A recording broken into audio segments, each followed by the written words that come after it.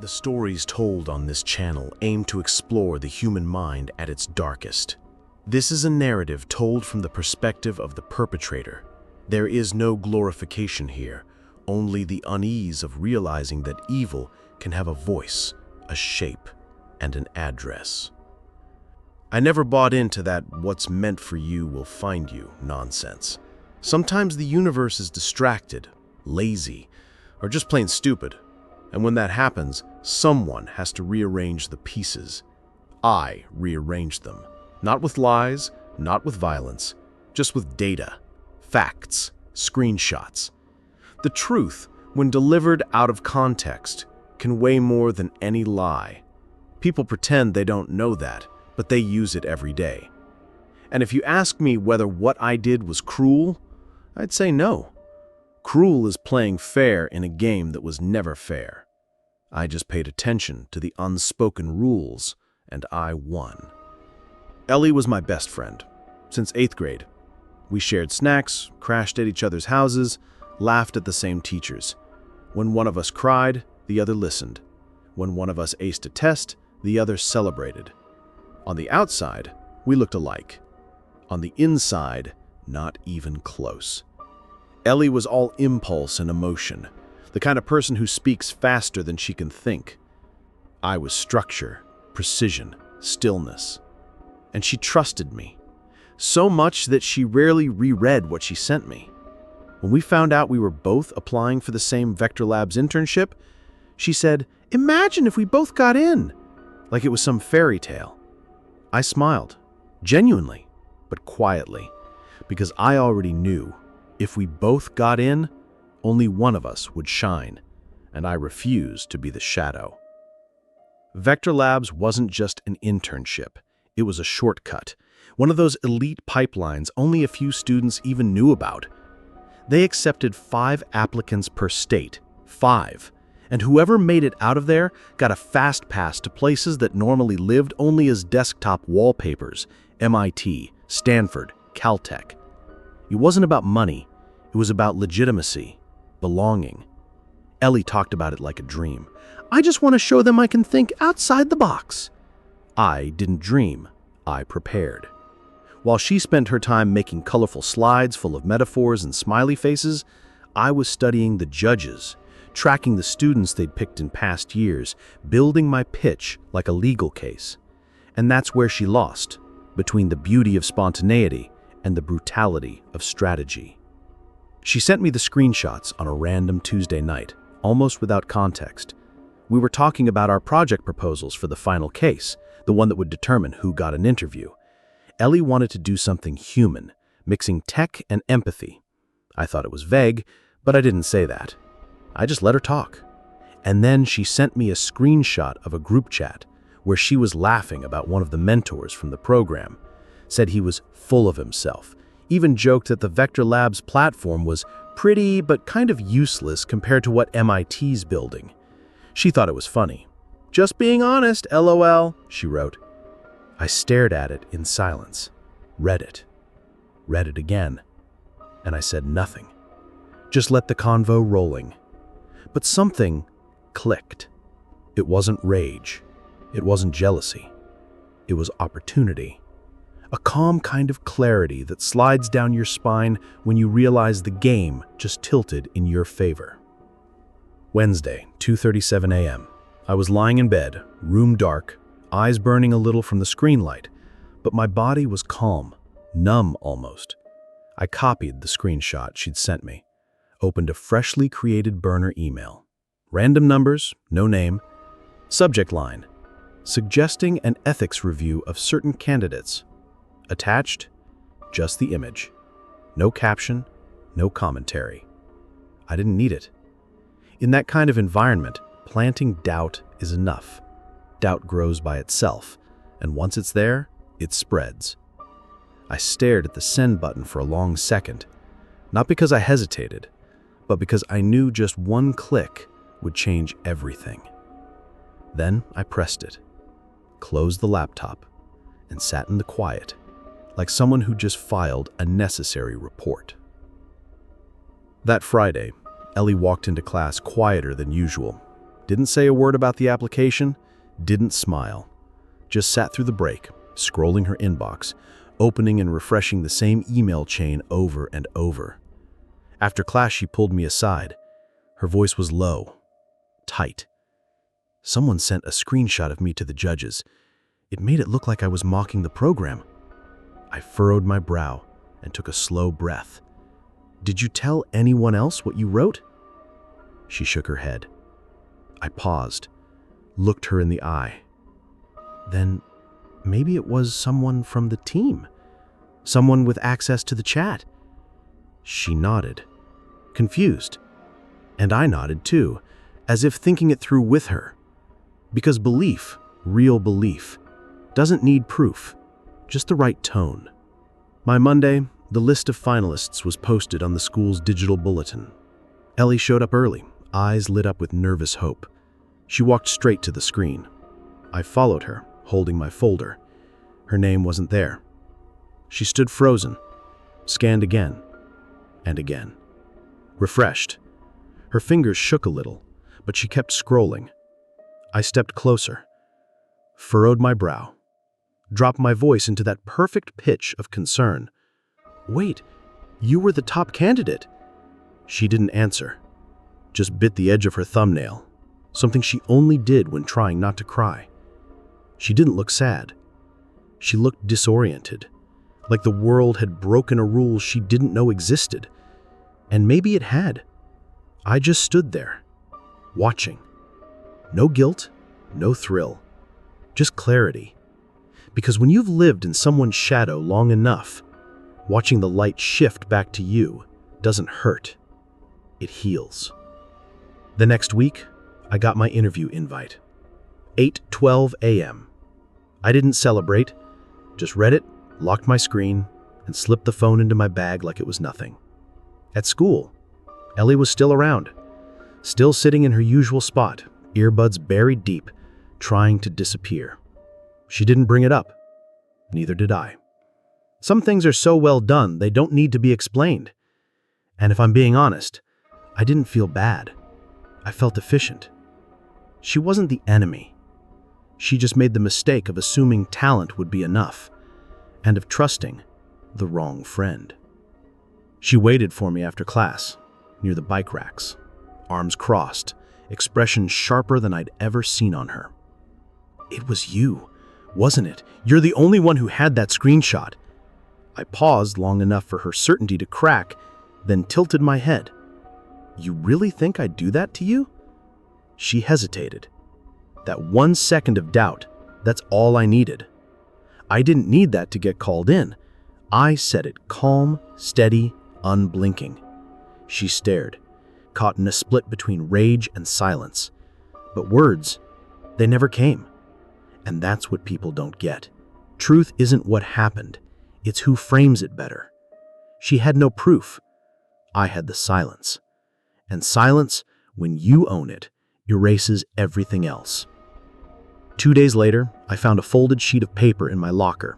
Plain printout, no name. Just the screenshot. The one I'd sent anonymously. Written below it in handwriting I recognized immediately.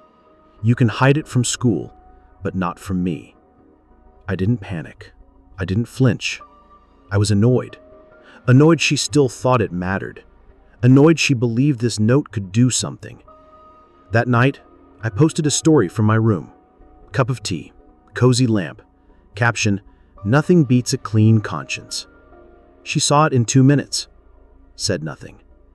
Next day, she wiped her profile clean, archived photos, deleted comments, and finally posted a plain black background with one line. She knows, and that's okay. People commented, tried to decode it.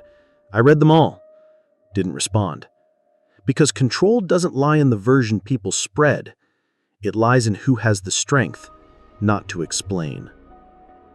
The morning I got the official offer, I didn't smile, didn't post about it, just read the email, locked my screen, and stared at the reflection on the black glass. Focus. Control. No guilt.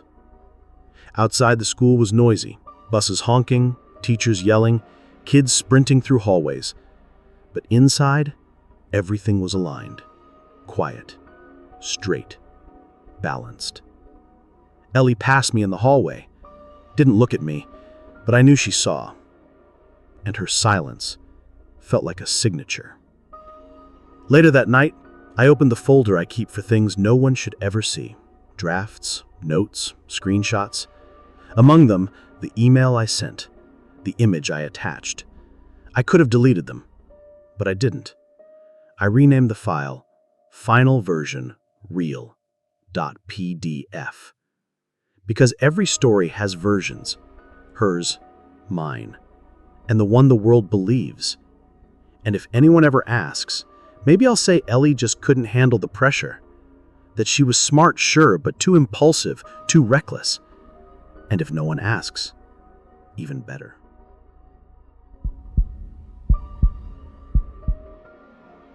I was never one to speak loudly in the hallways or post too much in class group chats. I've always preferred the kind of presence that doesn't need to be noticed, to be felt. It was the same way in the debate club.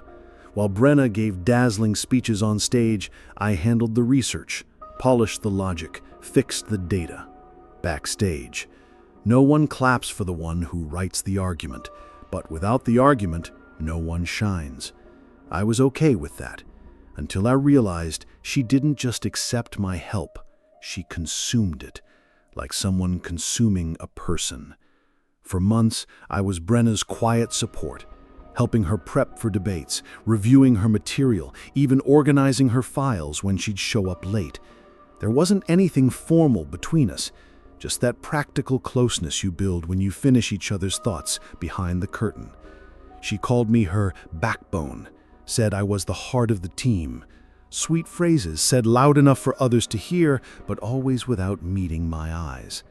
I let it go because part of me still believed she'd recognize me, that when the state championship came around, she'd at least credit me or maybe suggest I lead a round. She didn't. When the names were announced, she smiled and said, "You get it, right? You're more strategic. I'm the show." And in that microsecond between compliment and dismissal, something inside me hardened. It wasn't resentment, it was structure. The screenshot came the way most weapons do, unintentionally. It was a Wednesday night, and we were trading last-minute ideas for the final round of the regional competition. As usual, Brenna sent voice notes, fast, confident, almost smug. At one point, she shared a screenshot of a chat with one of the regional judges. It wasn't damning, but it was slippery. She wrote that the judge was easy to sway, that all it took was the right tone and the right smile, and that these panels care more about performance than arguments anyway. I read it, zoomed in, saved it. Not because I had a plan, but because something in me knew she wouldn't realize what she'd just done, and that maybe, if I ever decided to, it would be enough.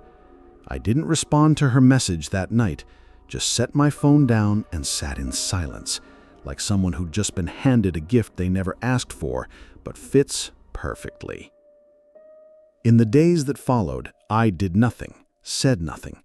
Yet something changed in the way Brenna looked at me. Small hesitations, softer tones. She suddenly wanted to double-check the files, something she never did. She complimented me more, brought up how much she appreciated my input in front of others, like she was tying up loose ends she hadn't noticed before. And me? I just smiled. Same neutral expression, respectful, calm. Because that's what made her spiral. The fact that I didn't react, that I didn't ask for anything, that I didn't confront her. She knew she had used me. She knew I'd seen it. But how do you confront someone who only treats you kindly? How do you defend yourself against a threat that doesn't move? Brenna became anxious, not because of what I'd done, but because of what I might do, or maybe already had. A week later, Brenna brought me coffee. No warning, no reason. Just appeared in the library with 2 cups and too wide a smile for that early in the morning. She said, "I owe you one, right?" Sitting beside me like it was natural. It wasn't guilt I saw in her eyes. It was calculation. She was trying to reconnect, to rebuild a bridge before anyone noticed it had cracked. She started talking like we were longtime friends, opened up about her dad, showed me childhood photos, laughed at things I'd never even said. It felt fake and intense at the same time. She was offering affection like a peace treaty, but I already knew, when someone offers warmth as a shield, they're close to losing. I thanked her for the coffee and let it go cold. That Friday, the day before state, I left a brown envelope in Brenna's locker. No name, no note. Inside, one blank sheet of paper, nothing else. But it was the same type of paper we used in the debate club. I knew she'd recognize it, and she did, because she didn't show up to practice that day or the next. And when she walked into the auditorium the morning of the tournament, she looked pale, her blazer buttoned high, phone clenched in both hands like it contained her last defense. She didn't say a word, but she looked at me like I had handed her a verdict. She didn't need to open the envelope. She already knew what was inside. And more importantly, she knew that I knew that she knew. Brenna pulled me aside into an empty admin room, far from the rest of the team. That alone was unusual. She hated being alone during events. Her eyes were lined, makeup barely covering the tension underneath, hands shaking slightly.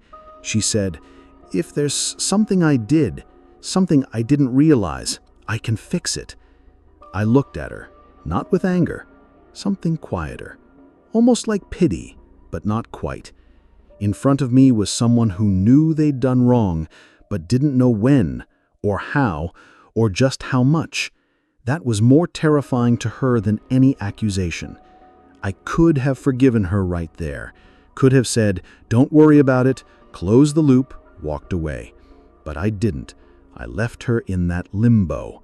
I said, "It's all good, Brenna. We all reap what we sow." And I watched her face tighten, like someone who hears a sentence without knowing if it's metaphor or judgment. When Brenna stepped on stage, something was off. The mic didn't shake in her hand, but her voice was quieter, tighter, like each sentence had to pass through 3 filters before she could say it. The judges noticed. The crowd noticed. I noticed. Then she stumbled on a quote she'd memorized for weeks, paused, breathed, restarted. It was barely noticeable to anyone else, but to me, it was everything. She wasn't debating the crowd. She was fighting her own mind, afraid that anything she said might become the next screenshot. When she finished, there was applause, polite, not proud, and she walked off stage without looking at anyone.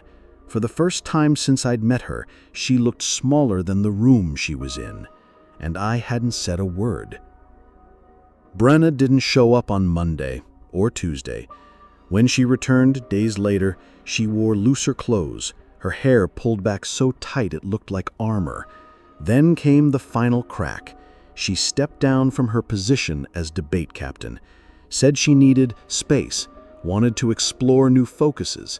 The coordinator was confused, so were the others, but I wasn't. She was trying to atone for something no one had accused her of, trying to step down before I could push her. But I never would have pushed. I didn't need to. When she passed me in the hallway and asked me dryly, "Did you show anyone?" I didn't answer, just looked at her. No confirmation, no denial. Just left the question hanging like the envelope. She took a deep breath and walked away. Not because I broke her, but because she believed I could. And sometimes belief is worse. I never showed the screenshot to anyone. Not the coordinator, not the judges, not the team. I never had to. It's still in my phone gallery, inside a nameless folder next to old notes and calendar reminders. Sometimes I open it and wonder if things would have gone differently if I had acted like her, loud, dramatic, demanding recognition. But I'm not like her. I prefer silence. Not the empty kind, the full kind. The kind that holds intent, memory, potential, All the things that could have happened but didn't. The kind of silence that makes others hear their own thoughts too loud. That kind of silence cuts deeper than anything else. Brenna didn't transfer, didn't disappear. She still attends class, sits in the same rows, walks the same halls, but she changed one thing. Since that day, she's used her middle name in all assignments and emails. Brenna A. Lowell. The A is always there, like it's saying something without saying it. No one comments, no one seems to notice, but I noticed because she never used it before. It used to be just Brenna, direct, confident. Now it's like a new signature, a code, a scar. I never spoke to her again after that, but sometimes I see her down the hallway, and every time we lock eyes, I get the sense she's telling me she remembers, that she understood, that she still lives with what was never revealed. And maybe deep down, so do I.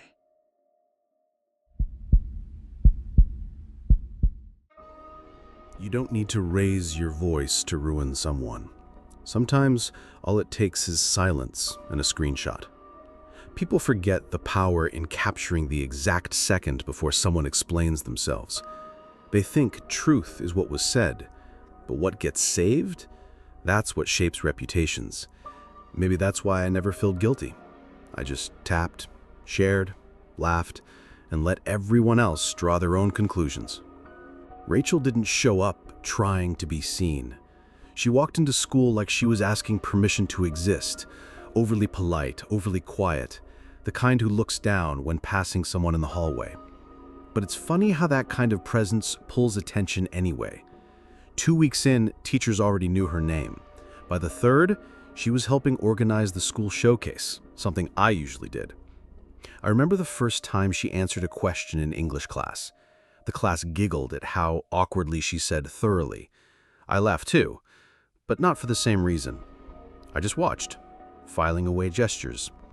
Some people are built to shine without effort, and me? I've had to earn everything I ever got. So when they started calling her different, I didn't feel threatened. I felt erased. The group chat started on a random late night, like most things that begin too crooked to look important. I named it Just Us, LOL. Casual, stupid, harmless on the surface. I added 2 girls. No one asked questions. At first, we talked about harmless things, the way Rachel dressed, how she always looked down when she walked, how she seemed like she was about to cry over things no one even said. The messages were short, full of emojis, but even small sentences carry weight when they pile up. One of us would say, "Someone needs to talk to her," and another would drop a screenshot of her latest post and reply, "Or commit her." What started as jokes turned into material. Screenshots of stories caught mid-blink, the kind of angle no one wants floating around. Private texts she sent in confidence, cropped and reposted with captions that changed everything. One day, someone shared a voice message of her explaining why she missed rehearsal, her voice shaky, almost breaking. I said, "This could use a remix," and everyone laughed. It wasn't hard to turn her into a caricature. We made memes from staged pictures, zoomed in on her blank stare, with captions like, "When you want attention but forgot to be likable." No one tagged her, but everyone knew. Even the teachers started treating her with this cautious weirdness, like walking on glass. That's what a good screenshot does. It doesn't accuse, it suggests. And people, scared of siding with the wrong one, would rather just stay away. I never had to raise my voice. I just had to organize and wait. She started disappearing gradually, not all at once like someone running, but like someone fading. First, she stopped replying to messages. Then she walked faster in the hallways, earbuds in, always looking down. Even her friends pulled away. Not out of cruelty, just fatigue. No one wants to orbit someone who seems like they're always 2 seconds away from falling apart. One afternoon after chemistry, I saw Rachel sitting by the lockers, holding her phone like it weighed something. She typed something with shaky fingers, then deleted it. Typed again, deleted again. The screen flickered, lighting up her face, hollow, distant, like she wasn't sure where she was. She glanced at me. I smiled, a small, polite smile. She looked away so fast she dropped her phone, picked it up, left. That's when I knew she was starting to vanish, and no one was going to stop it. The breakdown didn't come with tears. It came through her eyes. Rachel started walking like she might trip over herself any second. In the hallways, she avoided everyone's gaze. Even the way she held her phone looked different, like it was made of brick, not glass. I saw her reading one of our memes once, during lunch, alone, outside. Her screen lit up her pale face. Her shoulders were slumped. Her expression didn't change. She played a voice message, the one where one of us mocked her laugh, and just sat there, listening, over and over again. No reaction, no anger, like she was trying to figure out exactly when she started deserving it. The next Monday she didn't come in, or the one after that. When she finally showed up, something in her looked older, like whatever was bright in her had burned out. She didn't talk, turned in a blank paper, and left class early. The school counselor tried to step in, but Rachel just shook her head and kept walking. Later, I heard her parents had been called in. Something serious. I don't know what was said, but that afternoon she walked past me in the hall. She stopped for a second, looked right at me. It was the first time in weeks she really looked. There wasn't hate in her face, or sadness. There was something worse, understanding. Like she'd realized what I did wasn't personal, it was structural. That night, one of the girls from the group chat texted me, "You think we went too far?" I didn't answer, just stared at the screen. No one else had said anything in days. The chat was a graveyard. Screenshots, old memes, leftover laughter. I thought about deleting it, but I didn't. I left it there. As proof. As a monument. Deep down, I knew no one was going to confront me. People don't want to ruin their own fragile peace. So I closed the chat. Quietly. And slept well that night. The next day, everything went back to normal. Students laughing, quizzes being handed back, someone gossiping about the latest Netflix show. No one mentioned Rachel. No one asked. At lunch, I sat at the same table, with the same people. Someone made a dumb joke. I laughed. Not because it was funny, but because it was easy. Across the cafeteria, I saw a teacher glance at me, wearing that empty look people give when they suspect something but don't want to know. I sipped my juice, wiped my mouth, and held her gaze. Steady. Untouched. Untouchable. That night at home, I opened my phone like always. Notifications, updates, new messages, all glowing with the comfort of routine. I scrolled down to the group chat. Just us. LOL. No one had posted in days. I opened it anyway. Reread everything. Every laugh, every cruel comment, every screenshot that made someone chuckle and made someone else disappear. I thought about shutting it down, deleting everything, starting over. But I didn't. I let it sit there, frozen in time.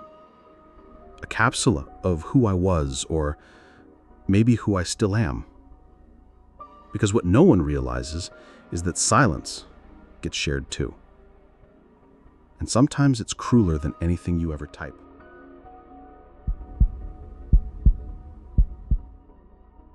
If these stories made you uncomfortable, then they did exactly what they were meant to. Like the video, share it with someone who's not afraid to face the darker sides of the human mind. And tell me in the comments, which one kept echoing in your head even after the screen went black? Because sometimes it's not the scream, not the weapon, not the shadow that lingers. Sometimes all it takes is one wrong turn.